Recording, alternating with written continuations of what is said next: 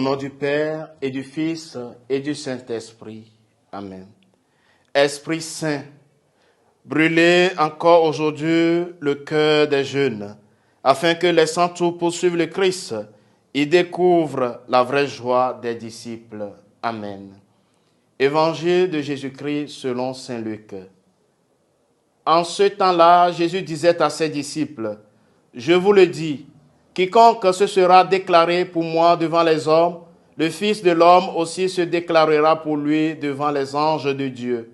Mais celui qui m'aura renié en face des hommes sera renié à son tour en face des anges de Dieu. Quiconque dira une parole contre le Fils de l'homme, cela lui sera pardonné. Mais si quelqu'un blasphème contre l'Esprit Saint, cela ne lui sera pas pardonné.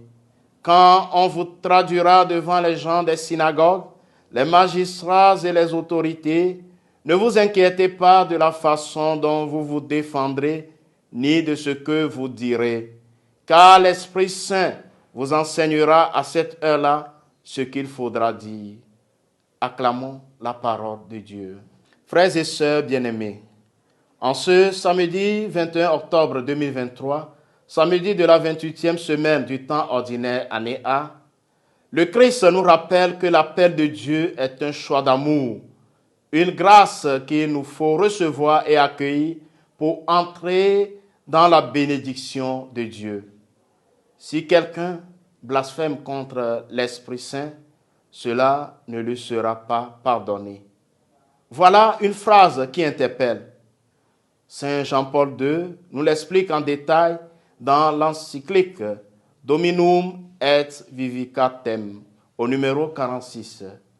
Le blasphème ne consiste pas à proprement parler, à offenser en parole l'Esprit Saint, mais il consiste à refuser de recevoir le salut que Dieu offre à l'homme par l'Esprit Saint en agissant en vertu du sacrifice de la croix.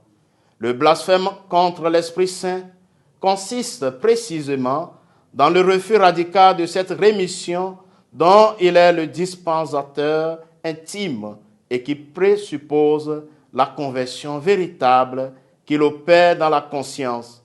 Si Jésus dit que le péché contre l'Esprit Saint ne peut être remis ni en ce monde ni dans l'autre, c'est parce que cette non-rémission est liée comme à sa cause à la non-pénitence, c'est-à-dire au refus radical de se convertir.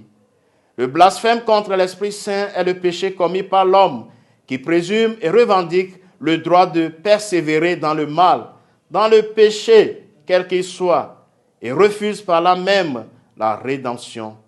L'homme reste enfermé dans le péché, rendant donc impossible pour sa part sa conversion et aussi par conséquent la rémission des péchés, qu'il ne juge pas essentielle ni importante pour sa vie.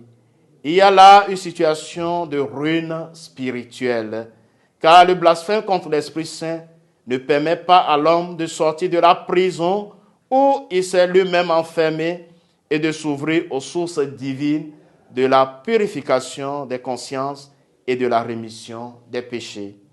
Frères et sœurs bien-aimés, rappelons-nous ceci.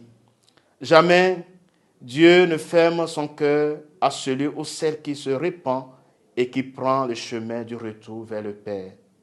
Esprit de vérité, conduis-nous vers le Père. Le Seigneur soit avec vous.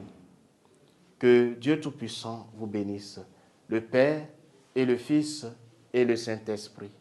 Amen.